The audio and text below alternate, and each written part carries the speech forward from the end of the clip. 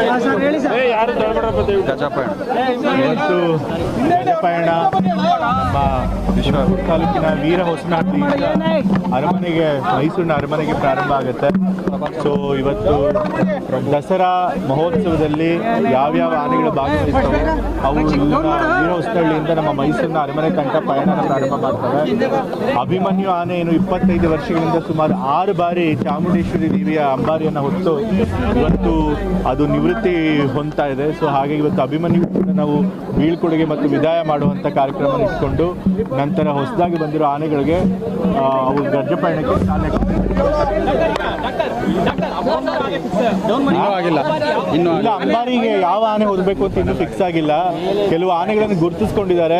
ಅಲ್ಲಿ ಅರಮನೆಯಲ್ಲಿ ಟ್ರೈನ್ ಕೊಡೋ ಸಮಯದಲ್ಲಿ ಅವರು ಯಾವ ಆನೆನ ಕೊನೆ ಫೈನಲ್ ಆಗಿ ಅಂಬಾರಿ ಹೊರೋದಕ್ಕೆ ನೇಮಕ ಮಾಡಬೇಕು ಅನ್ನೋದನ್ನ ತೀರ್ಮಾನ ಮಾಡ್ತಾರೆ. ಕಂಬಳ ಇರುತ್ತೆ ಖಂಡಿತ. ಈ ಸರಿ ಮುಖ್ಯಮಂತ್ರಿಗಳು ಕಂಬಳ ಮಾಡಬೇಕು ಅಂತ ಹೇಳಿ ಸೂಚನೆ ಕೊಟ್ಟಿದ್ದಾರೆ. ಸೊ ಹಾಗೆ ಕಂಬಳ ನಡೆಯುತ್ತೆ. ಕಂಬಳ ಅಲ್ಲಿ ನಮ್ಮ ಸೈಕಲ್ ವೆಲೋಡ್ರೋಮ್ ಮಾಡಬೇಕು ಅಂತಿದೀವಲ್ಲ, ಆ ಜಾಗದಲ್ಲಿ ನಡೆಯುತ್ತೆ.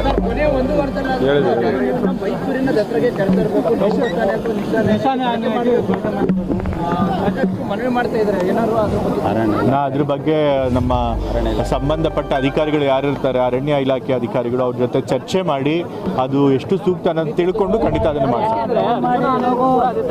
ಹೌದಾ, ಹಿಂದೆ ಕೊಟ್ಟು ಸೊ ಖಂಡಿತ ಹಾಗೆ ಅಧಿಕಾರಿಗಳ ಹತ್ರ ಮಾತನಾಡಿ ಆ ವ್ಯವಸ್ಥೆ ಕೂಡ ಮಾಡೋ ಪ್ರಯತ್ನ ಮಾಡ್ತೀವಿ. Thank you. ನಾಡಹಬ್ಬ ದಸರಾ 2026 ಅಂಗವಾಗಿ ಈ ವರ್ಷ ಪ್ರತಿ ವರ್ಷದಂತೆ ಕೂಡ ಈ ವರ್ಷವೂ ಕೂಡ ನಾವು ಗಜಪಯಣದ ಮುಖಾಂತರ ಮೊದಲನೇ ಹಂತದ 9 ಆನೆಗಳನ್ನು ನಾವು ಮೈಸೂರಿಗೆ ಕರ್ಕೊಂಡು ಹೋಗ್ತಾ ಇದ್ದೀವಿ. ಈ 9 ಆನೆಗಳ ಇದು ಗಜಪಯಣದಲ್ಲಿ ವಿಶೇಷವಾಗಿ ನಾವು ಅಭಿಮನ್ಯುಗೆ ಅವನು ಮಾಡಿರುವಂಥ ಸಾಹಸ ಮತ್ತು ಅವನು ದಸರಾದಲ್ಲಿ ನೀಡಿರುವಂಥ ಅವನ ಕೊಡುಗೆಯನ್ನು ಇದು ಮನಗಂಡು ಈ ವರ್ಷ ನಾವು ಅವನಿಗೆ ಬೀಳ್ಕೊಡುಗೆ ಕೂಡ ನಾವು ಗಜಪಯಣದಲ್ಲೇ ಮಾಡಿದ್ದೀವಿ. ಸರ್, ಬೀಳ್ಕೊಡುಗೆ ಸಮಾರಂಭ ಇಲ್ಲ ಇದು